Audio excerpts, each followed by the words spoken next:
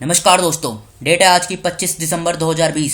स्वागत है आपका करंट अफेयर न्यूज डिस्कशन में। इस डिस्कशन की पीडीएफ का लिंक डिस्क्रिप्शन बॉक्स में आपको नीचे मिल जाएगा। देखो, अभी जो आरआरबी, एनटीपीसी और ग्रुप डी का एग्जाम होने वाला है, तो इन दोनों एग्जाम को फोकस करते हुए अब से हमने एक नया इनिशिएटिव चलाया है। जिस राज्य का डिस्कशन इस वीडियो में किया जाएगा, तो उस राज्य का जो पीछे का करंट अफेयर है उसे भी हम साथ में कवर करेंगे, जिससे आपका एक भी करंट अफेयर छूटेगा नहीं। तो चलो अब आज की क्लास को स्टार्ट करते हैं। फर्स्ट क्वेश्चन, एशियाई विकास बैंक एडीबी ने किस राज्य में lower Kopili hydro electric power संयंत्र के निर्माण के लिए 231 मिलियन रन स्वीकृत किया है? तो देखो, भी हाल ही में एडीबी ने आसाम के अंदर जो lower Kopili hydro electric power project है ना, इसी प्लांट के लिए 231 मिलियन रन का मंजूरी दी है एडीबी ने। कहां पर? आसाम के अंदर। डी इस क्वेश्चन का सही आंसर है। देखो, आसाम में एक रिवर है, नाम क्या है उस रिवर का? कोपिली रिवर। और इसी कोपिली रिवर के ऊपर इस प्रोजेक्ट को बनाया जाएगा, जिसके लिए एडीबी ने अभी इतनी धनराशि का मतलब ये स्वीकृत की है, इतनी मंजूरी दी है। फायदा क्या होगा इससे? देखो, जो आसाम पावर जनरेशन कॉर्पोरेशन है यानी एपीजीसीएल, इसकी जो हाइड्रो पावर जनरेशन कैपेसिटी है ना, ये इससे दोगुनी हो जाएगी। और इस प्लांट की जो टोटल कैपेसिटी है ये कितनी है? ये है 120 मेगावाट। याद रखेगा। अब देखो, बात हुई है एडीबी की। एडीबी का पूरा नाम क्या है? Asian development bank. इसको फाउंड कब किया गया था? 1966 में, 19 दिसंबर 1966 में। हेडक्वार्टर कहां पर है? फिलीपींस में एक जगह है मनीला में, मंडलयू योंग, यहां पर इसका हेडक्वार्टर है। प्रेसिडेंट कौन है? मसत्सुगु असाकावा। फिर से बोलता हूं, मसत्सुगु असाकावा, ये इसके प्रेसिडेंट हैं। पर्पस क्या है इसका? देखो, पर्पस होता है इकोनॉमिक डेवलपमेंट। अब देखो, जैसे इसमें बात हुई है आसाम की, तो आसाम का जो पीछे का करंट अफेयर है उसे भी हम साथ में कवर कर लेते हैं। कोटी बिहू फेस्टिवल ये कहां पर मनाया जाता है? ये आसाम में सेलिब्रेट किया जाता है। और अभी हाल ही में आसाम के नए चीफ सेक्रेटरी बनाए गए हैं। कौन? जिष्णु बरुआ। आसाम के अंदर जो एजुकेशन डिपार्टमेंट है, इसने सरकारी स्कूल के सभी स्टूडेंट के लिए toll free tele education helpline number को लॉन्च किया है। अभी हाल ही में आसाम की जो तेजपुर लीची है, इसको जीआई टैग दिया गया था। आसाम के अंदर लॉन्गेस्ट रिवर ब्रिज बनाया जाएगा। किस रिवर के ऊपर? ब्रह्मपुत्र रिवर के ऊपर। और ये आसाम का जो धुबरी है, इसको मेघालय के फूलबरी से कनेक्ट करेगा। आसाम के अंदर एजुकेशन डिपार्टमेंट ने तकरीबन 70 लाख स्टूडेंट के लिए आधार एनरोलमेंट ड्राइव इनिशिएटिव को स्टार्ट किया है। आसाम देखो, पहला राज्य बन गया है देश के अंदर जिसने पब्लिक सर्विस कमीशन एप्लीकेशन में ट्रांसजेंडर को शामिल किया है। आसाम का जो इंडस्ट्रीज एंड कॉमर्स डिपार्टमेंट है, इसने अभी हाल ही में small industries development bank of India यानी सिडबी के साथ एक एमओयू साइन किया है आसाम के अंदर एमएसएमई सेक्टर को बूस्ट करने के लिए। और देखो, अभी कुछ टाइम पहले आसाम की सरकार ने अरुणोदय स्कीम को स्टार्ट किया था। तो ये तो बात करी हमने आसाम के करंट अफेयर के बारे में। अब आसाम की लोकेशन देखिए पहले आप। देखो, आसाम की लोकेशन ये नॉर्थ ईस्ट में है। इसके अगर हम आसपास के राज्य की बात करें तो ये अरुणाचल प्रदेश, नागालैंड, मणिपुर, मिजोरम, त्रिपुरा, मेघालय और यहाँ पर है ये पश्चिम बंगाल। टोटल इसकी 7 राज्यों के साथ सीमा लगती है, याद रखेगा। और आसाम 2 इंटरनेशनल बाउंड्री भी बनाता है, एक भूटान के साथ और यहाँ पर है ये देखो बांग्लादेश के साथ। अब आसाम की कैपिटल क्या है? आसाम की कैपिटल की बात करें तो यह है दिसपुर। सर्बानंद सोनोवाल ये मुख्यमंत्री हैं। जगदीश मुखी ये राज्यपाल हैं। 33 जिले हैं, लोकसभा की 14 सीट, राज्यसभा की 7, विधानसभा की 126 सीटें हैं। गुवाहाटी हाईकोर्ट में, गुवाहाटी में इसकी हाईकोर्ट है और यहाँ के मुख्य न्यायाधीश कौन है? एन कोटेश्वर सिंह। कुछ इंपोर्टेंट नेशनल पार्क भी हैं यहाँ पर, जैसे Kaziranga national park, Manas national park, Dibru Saikhowa national park, Nameri national park, Orang national park. ये सभी नेशनल पार्क आसाम में स्थित हैं। बढ़ते हैं हम अगले क्वेश्चन की तरफ। उत्तर प्रदेश की सरकार किस जिले में 100 ग्राम पंचायत विकसित करेगी? तो अभी हाल ही में उत्तर प्रदेश की सरकार ने यह घोषणा की है कि उत्तर प्रदेश का जो गोरखपुर जिला है, यहां पर ये 100 ग्राम पंचायत विकसित की जाएंगी। फायदा क्या होगा इससे? देखो, जो दूसरी ग्राम पंचायत हैं उनके लिए एक एग्जाम्पल सेट होगा ये, और इनको जो सेटअप किया जाएगा ना, ये as a model village setup किया जाएगा। तो देखो, कहां पर? गोरखपुर में। अब बात हुई है इसमें उत्तर प्रदेश की, तो उत्तर प्रदेश का जो पीछे का करंट अफेयर है इसे हम देख लेते हैं। देखो, उत्तर प्रदेश में क्या होगा? उत्तर प्रदेश के सभी पुलिस स्टेशन में वुमेन हेल्प डेस्क को स्टैब्लिश किया जाएगा। उत्तर प्रदेश की सरकार ने अभी वुमेन एम्पावरमेंट और उनकी प्रोटेक्शन के लिए मिशन शक्ति अभियान को चलाया था। डिफेंस मिनिस्टर राजनाथ सिंह जी ने उत्तर प्रदेश की कैपिटल लखनऊ में सुपर स्पेशलिटी कैंसर हॉस्पिटल का उद्घाटन किया था। और देखो, वो लेबर्स जो हिस्टोरिकल और रिलीजियस टूर करते हैं, इनको फाइनेंशियल असिस्टेंस दी जाएगी उत्तर प्रदेश सरकार के द्वारा। इंडियन टूरिस्ट स्टैटिस्टिक्स इस रिपोर्ट के अनुसार डोमेस्टिक टूरिज्म में उत्तर प्रदेश पहले स्थान पर है। उत्तर प्रदेश की जो गवर्नर है आनंदीबेन पटेल, इन्होंने वुमेन एम्पावरमेंट और उनकी प्रोटेक्शन के लिए सेफ सिटी प्रोजेक्ट को स्टार्ट किया था। उत्तर प्रदेश के हर एक जिले में मानव तस्करी को रोकने के लिए anti human trafficking police station को स्टैब्लिश किया जाएगा। उत्तर प्रदेश की सरकार ने अभी हाल ही में डिजिटल लाइब्रेरी को स्टार्ट किया था। और देखो, एक जर्मन फुटवेयर कंपनी है, नाम क्या है, वॉन वेल्क्स, इसने उत्तर प्रदेश के आगरा में 2 फुटवेयर यूनिट का उद्घाटन किया है। अभी सितंबर 2020 के लिए नीति आयोग के द्वारा एस्पिरेशनल डिस्ट्रिक्ट की रैंकिंग जारी की गई थी, जिसमें उत्तर प्रदेश का जो चंदौली जिला है इसे पहला स्थान प्राप्त हुआ था। देखो, फरवरी 2021 में उत्तर प्रदेश का जो गोरखपुर जिला है, यहाँ पर इंटरनेशनल बर्ड फेस्टिवल को ऑर्गेनाइज किया जाएगा।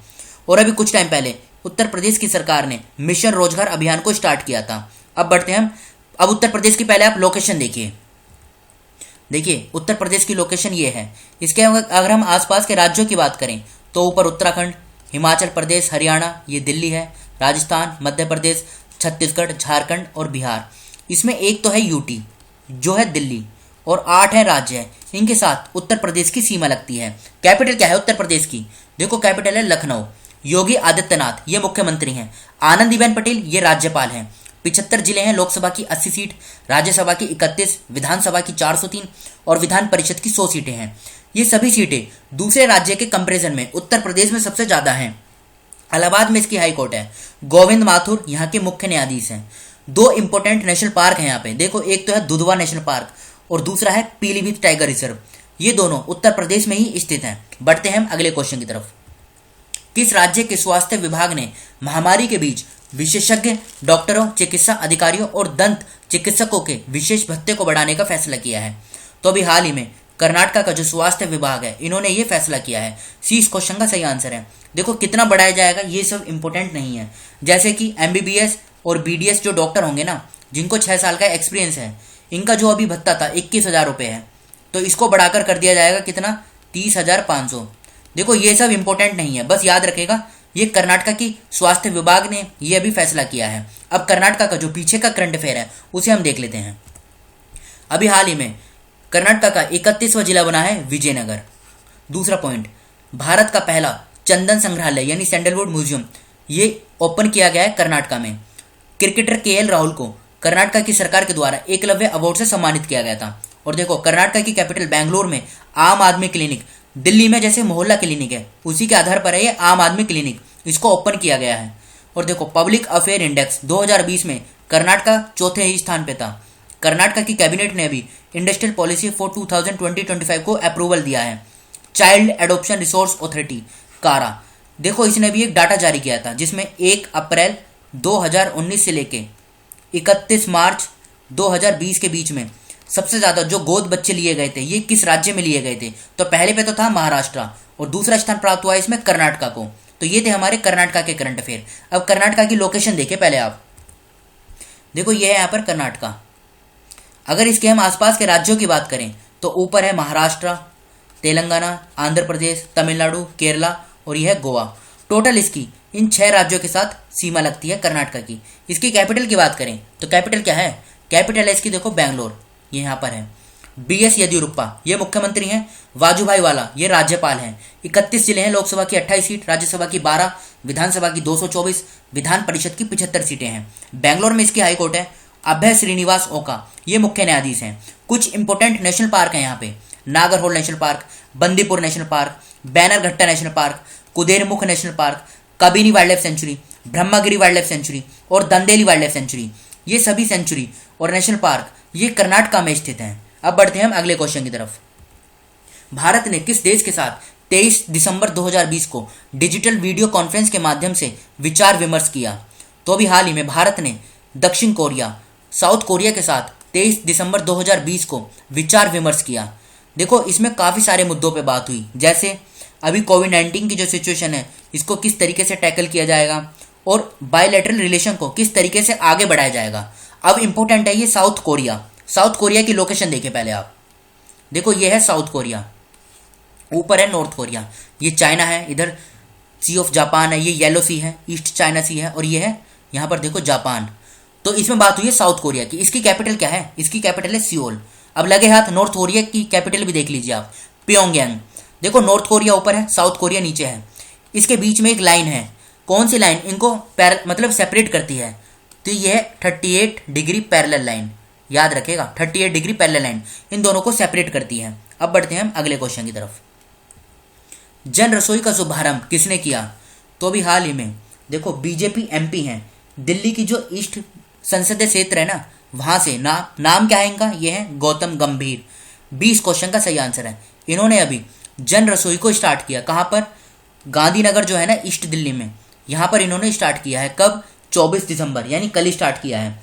और ऐसा ही ये एक कैंटीन को और स्टार्ट करेंगे, कब, रिपब्लिक डे के मौके पर दिल्ली के अशोकनगर में।